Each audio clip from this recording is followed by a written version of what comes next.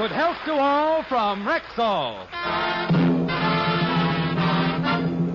From New York, it's the Phil Harris Alice Faye Show, presented by the makers of Rexall drug products and 10,000 independent Rexall family druggists. Good evening. This is your Rexall family druggist, welcoming you for the 10,000 independent druggists who have added the word Rexall to our own store names. You know us by the orange and blue Rexall sign on our windows. The sign means that we carry the 2,000 or more drug products made by the Rexall Drug Company, each one scientifically compounded to do a job for you. Take Rexall's famous mouthwash, MI31, as an example. MI31 is the name of a special antiseptic formula that kills contacted germs in a matter of seconds when used full strength, yet will not harm delicate membranes of the mouth and throat. Uncompromising quality like this is what we family druggists are talking about when we tell you you can depend on any drug product that bears the name Rexall. Good health to all from Rexall.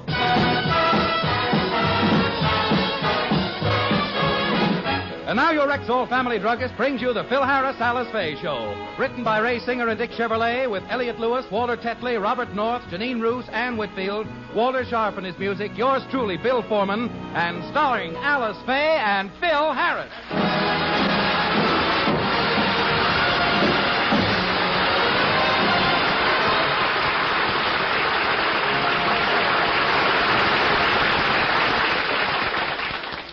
This is the first time the Harris family has been to New York in years. And as we look in, we find them standing by the window of their suite high in the New Yorker Hotel. Phil is pointing out the famous landmarks to Alice and the children. Gee, Daddy, New York is an exciting place. Yeah, it sure is, Phyllis. As a matter of fact, it's the biggest city in the country. Next to Doo-Wah Diddy. Now, look, children, I want to show you some more interesting landmarks, and incidentally, Alice, I want you to pay attention, too. Oh, now, look, Phil, you don't have to tell me about New York. I was born here and lived here until I was 18. I know that, but a lot of new things have been built since then, like the Woolworth Building, the Brooklyn Bridge. No, those places were built long before I was born.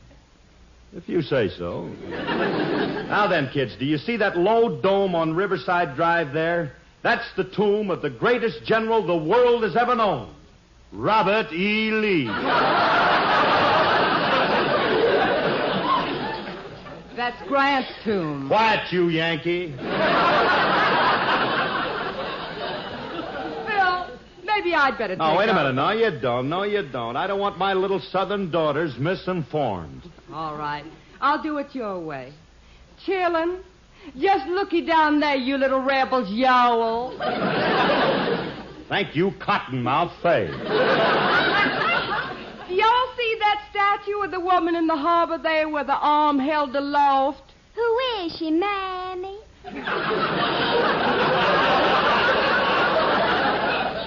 Barbara Fritchie. Don't overdo it. That's the Statue of Liberty, kids. She's the most beautiful woman in the world. But you can put that torch down, baby. I'm a married man now.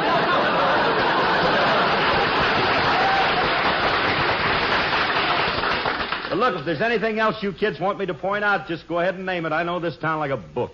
What's that tall building over there? That tall building? Oh, you mean the tallest one? Oh, that's I'll give you a hint, Phil. It begins with the letter E. Oh, of course, that's the Eiffel Tower, kid.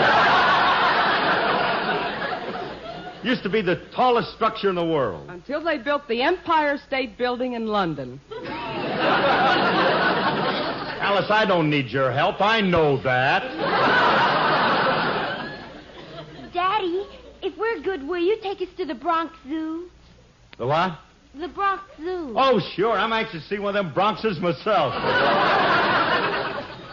Besides that, we'll be able to see the lions, the tigers, and the anteaters. What does an anteater look like? Oh, an anteater? Oh, that's a funny-looking animal. It's got a long snout, and it's always poking around, and it looks like... Good morning, Philip.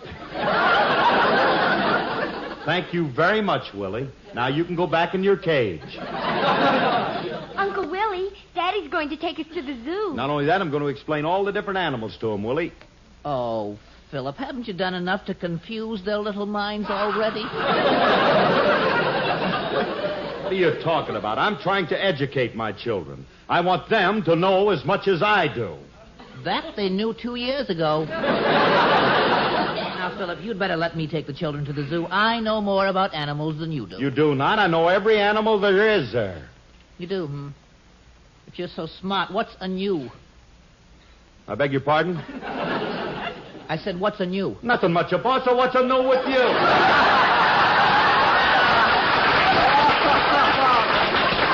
Oh, you dove, you, Philip. Did you hear that? That's a pretty funny gag, ain't it? I mean, just offhand like. Oh, Father, how could you?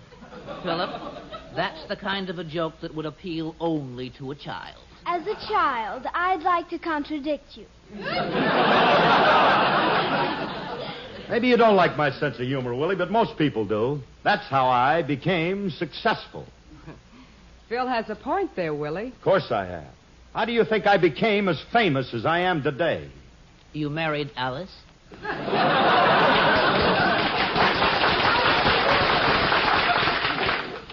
Willie has a point there, Phil. All right. You're all just jealous of me because I'm a celebrity, because people are always crowding around me, and they're... Uh-oh. Hey, that must be the newspaper men. They've come to interview me. Yes, sir, I had it all arranged by my social secretary, Mr. Remley.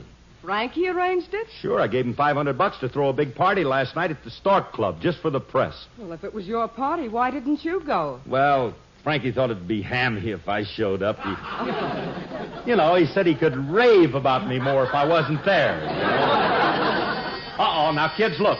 Kids, you better hide in the bedroom so you won't get trampled. Willie, you open the door and act like a butler, and Alice... I know. I'll tie a rag around my head and pretend I'm a chambermaid.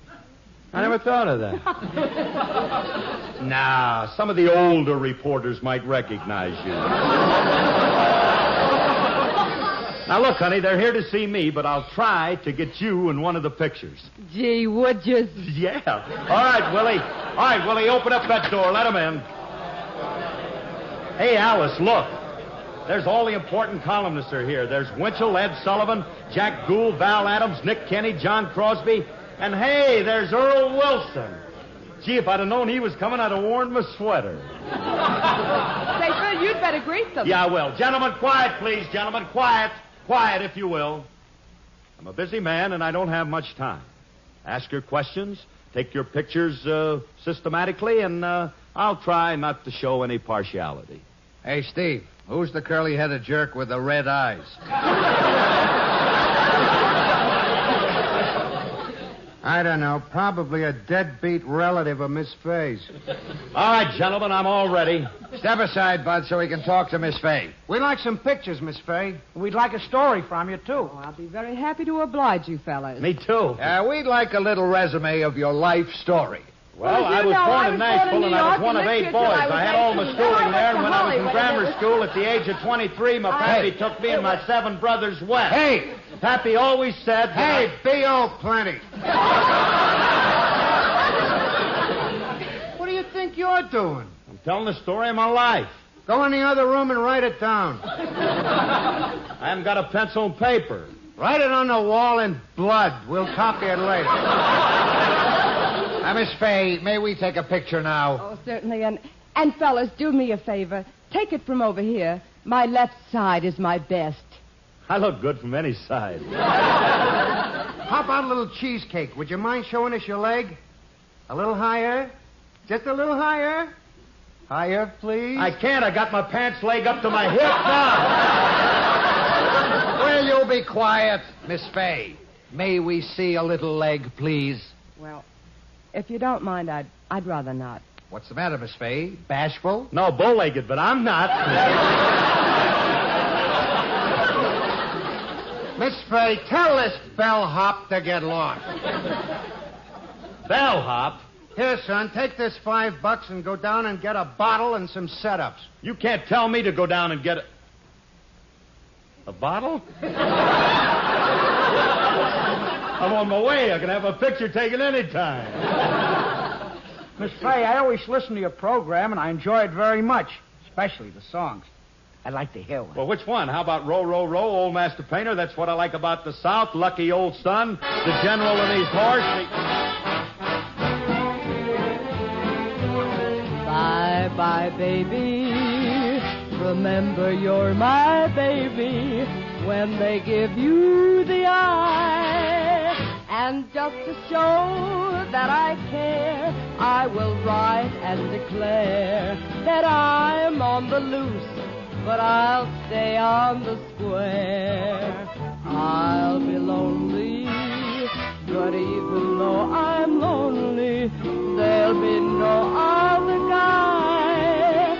Though I'll be gone for a while, I know that I'll be smiling with my baby by and by.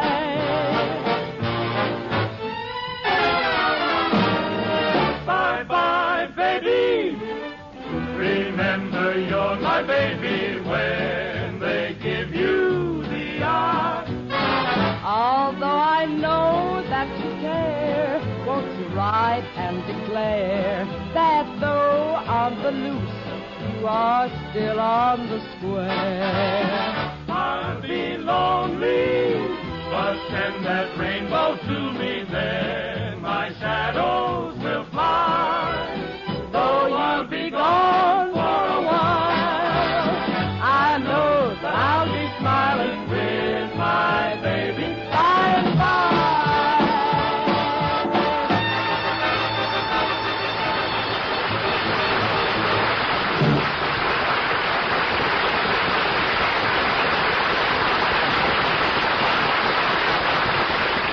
Or old master painter, or apply the fundamental, or Chattanooga shoe shine boy, or the preacher and the bear. Or... Why don't you shut up? Yes, sir. Well, thanks for the interview and the pictures, Miss Faye. We've got to run along. Wait a minute, now, wait a if minute, you wait a don't- minute, What? wait a minute. Say, didn't you guys go to a nice party at the Stork Club last night? Oh, sure. And we had a swell time, too. Who do you think your host was? Oh, some Texas oil man named Frank Remley.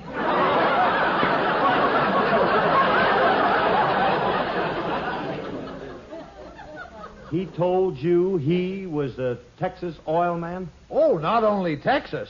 He's got wells in Oklahoma, California, and Saudi Arabia. Well, thanks again, Miss Faye. So long. See you around. How do you like that, Remley? He takes the credit for throwing the party, he spends my money, and you get all the publicity. I can't help it, darling, if the newspaper men prefer to interview me. Such is the penalty of being a cinema queen whose every action is of great import to the reading public. Get a load of this wampus baby star. Wait till I see that Frankie. He's got oil wells, huh? I'm going to take him apart. I'm Curly. Well, if it ain't the high-octane Remley. How are things in sordid Arabia? Did the newspaper men enjoy my party last night? Yeah, that was better than I expected. Here's a bill from the Stork Club for $250 more. You pay it when your next gusher comes in, Glenn. Look, Frankie, tell me about that big oil man who was at the Stork Club last night. Oil man? Yeah. Oh, I heard some lush there bragging about the oil wells he owned all over the world. I don't know who said it. You were the one who said it. Oh, that's where I heard it. Now, wait a minute. I know the voice sounded familiar. Frankie, this is the worst thing you've ever done to Phil, and you ought to be ashamed Alice, of yourself, please, really. please. Don't shout at me.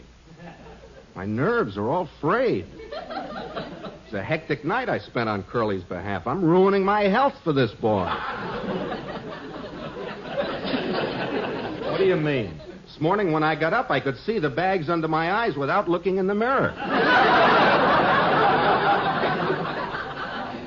Remley, let me ask you once more, why do you do these things to me? You were supposed to get me publicity. Curly, I tried. I went to every columnist in town and asked them to mention your name. They all refused. Refuse why? They all said they wrote for family newspapers and they couldn't use dirty words like Phil Harris.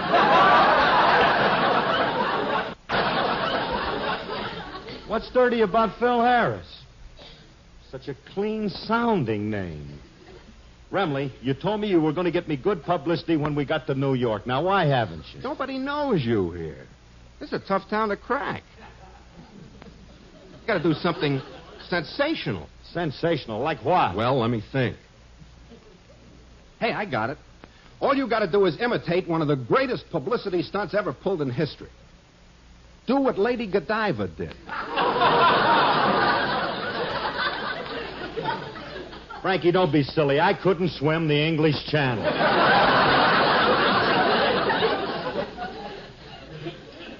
It's a better answer than I expected. Curly, Lady Godiva rode through town on a white horse. Naked. Where are we going to find a naked white horse?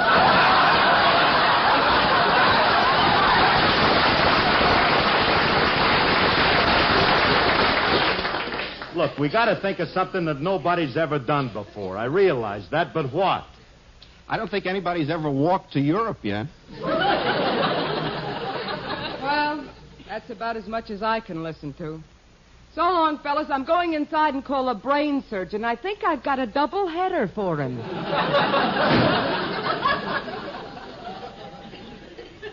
Ignore her, Curly. We'll think of something. Yeah, we'll think of something. But remember now, I want it to be dignified. Hey, is anybody home? I brought the groceries. All the way from California? Huh? I'm so used to saying that I forgot. What are you two mental midgets up till now? We're trying to figure something sensational for Mr. Harris to do so he can get publicity. Yeah, but it's got to be dignified. Can you think of something, Julius? Let's see. Sensational and yet dignified. I got it. Why don't you jump off the top of the Woolworth building? What's dignified about that? Wear a tuxedo.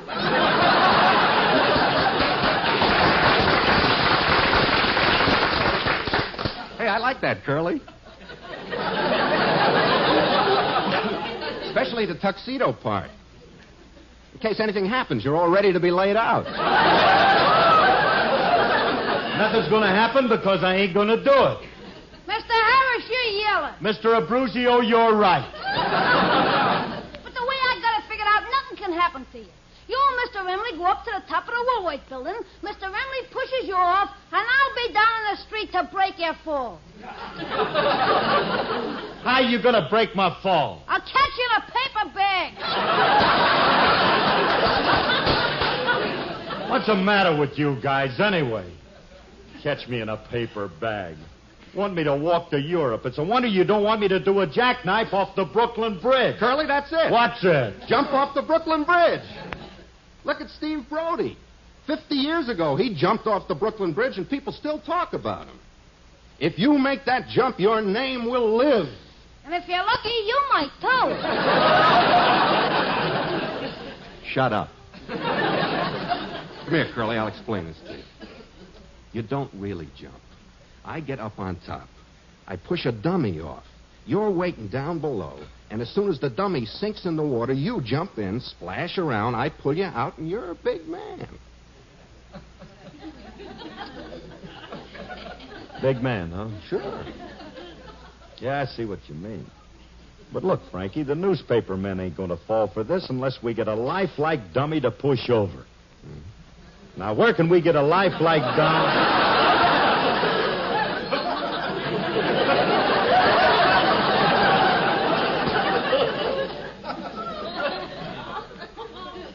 Julius, I want you to do me a favor. Whatever do you have in mind, Mr. Harris? Don't you know? Yeah, but I want to see if you got the guts to ask me.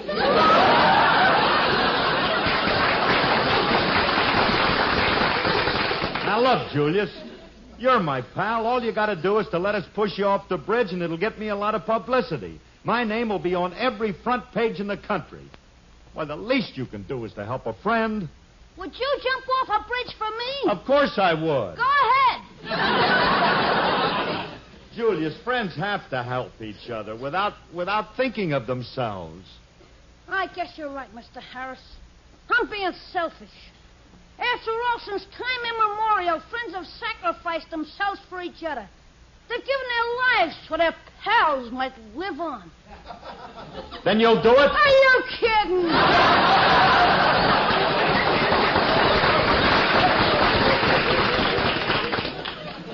Never mind, we'll get another dummy.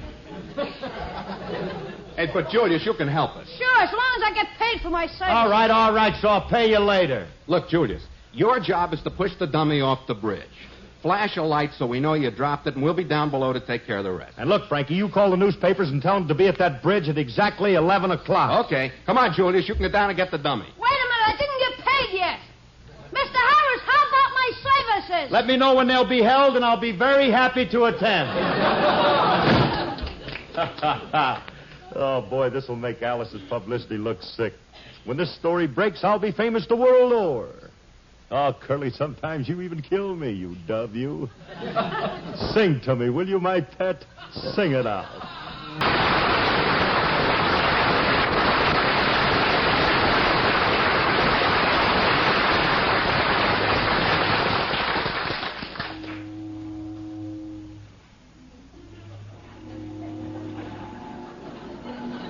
Hey, Curly, where do you see the publicity you get on this? Well, the time's getting close. Don't forget, as soon as you see Julia's signal, jump off this dock into the river. Frankie, I've been sitting here medicating. Yeah?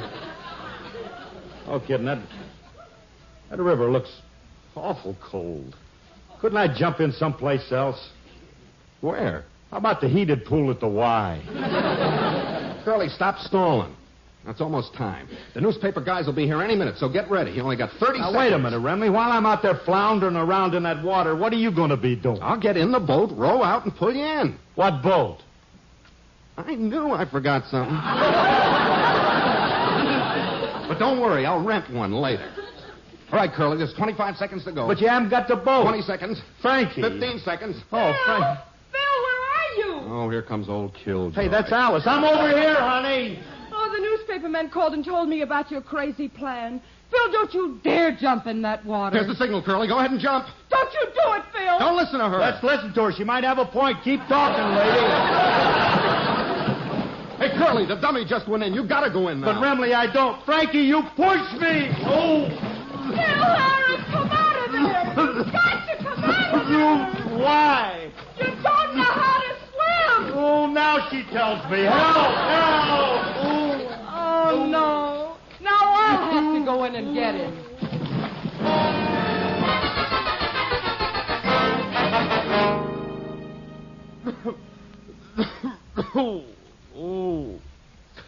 What happened? Where am I?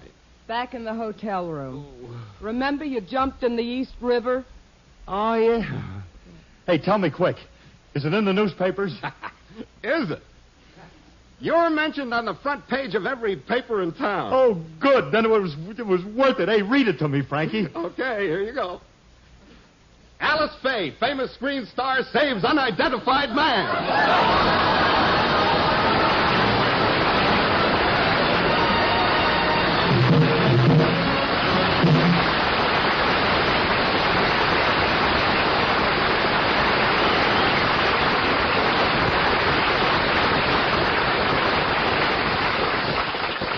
Alice and Phil will be back in just a moment. But first, here's your Rexall family druggist. One of the most frequent questions I'm asked about Plenamons, Rexall's popular multivitamin capsules, is this.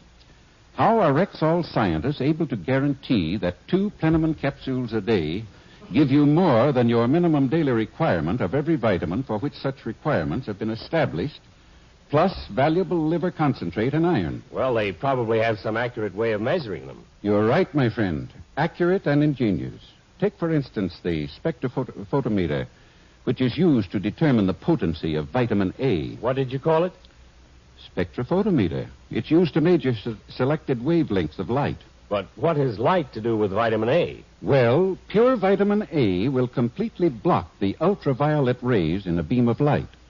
So, when Rexall's men of science want to measure the amount or potency of vitamin A in a Plenamon's capsule, they place a solution of its contents in the spectrophotometer Then ultraviolet rays are directed at this sample, and the amount which the sample will filter out or block is an accurate measurement of the vitamin A contained in the capsule. You know, I'm beginning to understand what you family druggists are talking about when you tell us... You can depend on any drug product that bears the name Rexall? Well, it's more than a slogan.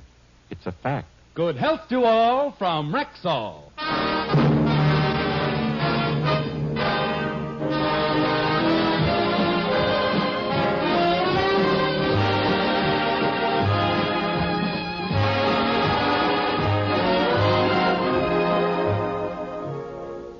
Folks, this is Phil Harris again. The Rexall Drug Company and our entire cast extend congratulations to the Boy Scouts of America, who are celebrating their 40th anniversary this week. 40 years of vital national service and character-building activity. This great youth organization is in the midst of its fundraising campaign. So be a good scout and give generously to the Boy Scouts. Good night, folks. Good night, everybody. This program was produced and directed by Paul Phillips. Included in today's cast were John Gibson, Boris Stockfield, and Jack Alderson. The part of Frankie Remley was played by Elliott Lewis, and Julius was played by Walter Tetley. Alice Faye appeared through the courtesy of 20th Century Fox. Next week, we broadcast again from New York. If you're tormented by a cough these winter days, try Cherisote, Rexall's famous cough remedy. Ruby red, pleasant-tasting Cherisote goes after coughs in two ways. First, it soothes the raw and irritated membranes of your throat and bronchial tubes. Second, it helps loosen your cough. Remember, it's a good idea to see your doctor about a cough that hangs on. Ask for Cherisote at the store with the orange and blue Rexall sign on the window. And remember, you can depend on any drug product